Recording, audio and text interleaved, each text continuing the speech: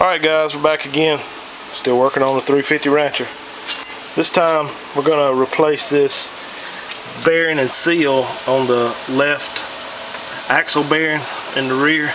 This is a pretty common problem on the 350s, the 450s, 500s. That seal goes out, wobbles around.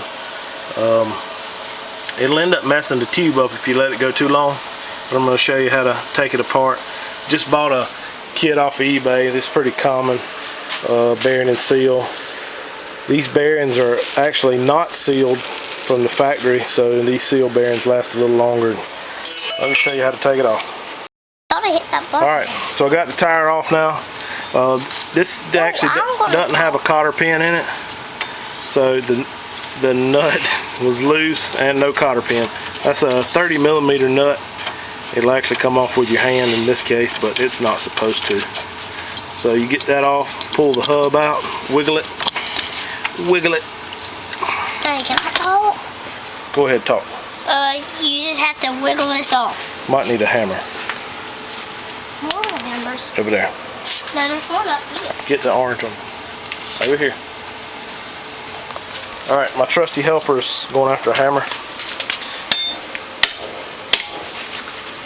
Not that hard. Tap it.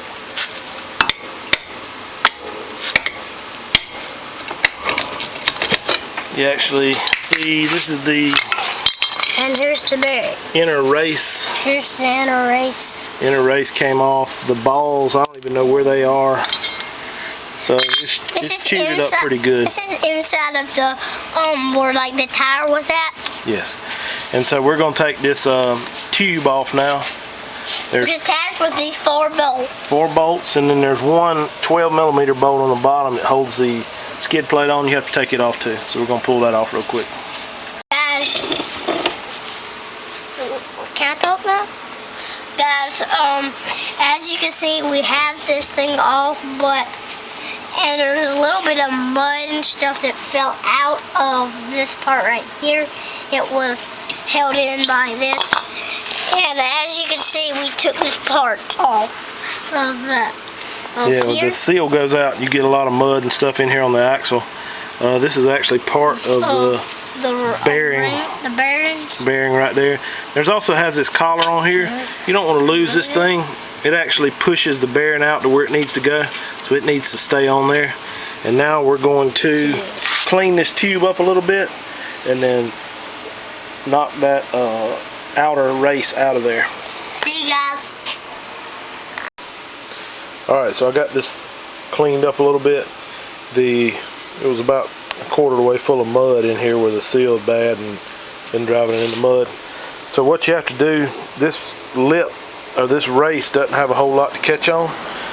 So the way I normally do it is take a socket and a deep well, extension, and stick it in from this side and knock this out.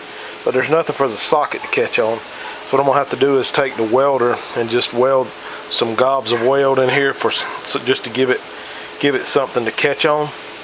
Just weld some gobs of weld on that race, and then take the socket and knock it out. I'm gonna weld it up real quick. I'll show you what it looks like when I get done. Alright, so I just it looks nasty, but I just gobbed some weld around on that inner or the outer race just to get something to hit on.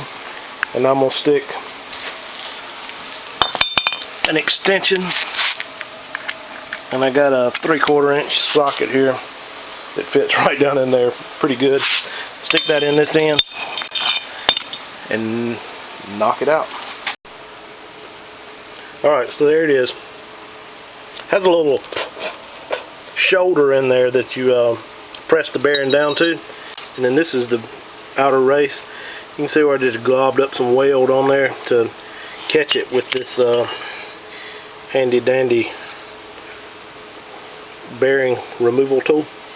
Just a couple sockets, and I actually used a 1 3/8" socket, worked fine. Knocked it out with a hammer. So now I'm gonna press this other bearing in and seal. We'll be ready to start putting it back together. Alright, so I got the new bearing, new seal pushed in there. The bearing doesn't have any kind of snap ring or anything like that that it holds it in. It just seats up, you hit it as far as, or press it as far as you can get it to go in there. You can see kind of where the shoulder is there on it. And then when you push it on, like I had mentioned before, this little collar here will push the bearing out to the location of where it needs to go, and then press the seal in there. Also put a little bit of wheel bearing grease on here to seal up with this O-ring here to try to keep anything else, any other contaminants out of this tube. So just slide it on there and stick a few nuts on it. Still have to put that 12mm bolt in the bottom down here on the skid plate. And it works easier if you can kind of halfway center this thing up in here, because it has to be about perfectly centered in order to get this to slide into the bearing. Sometimes you'll press on and it'll look like this where it's off a little bit. But it helps if you kind of halfway have it centered as you tighten the bolts up. So I'll put those on and come back to you in just a second. Alright, so I got the bolts tightened up. Also got that 12mm in the bottom there.